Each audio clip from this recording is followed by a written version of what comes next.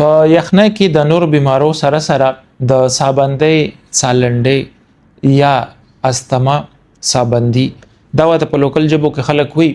نو استما سالنډۍ یا سابندي که تاسو وي او تاسو په کلونو دوايان استعمالوي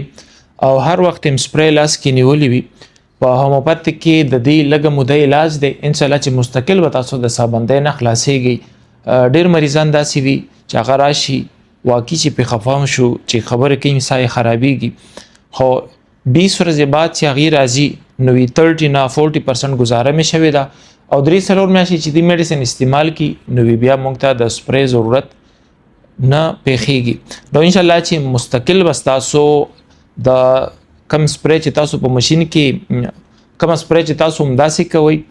په لاس باندې او یا هغه خلک کم چې هغه کیپسول په ماشين کې اچي او راکاږي ان شاء الله د دې دواړو نه تاسو خلاصيږي او د هومیوپاتیک علاج سره بس تاسو مستقل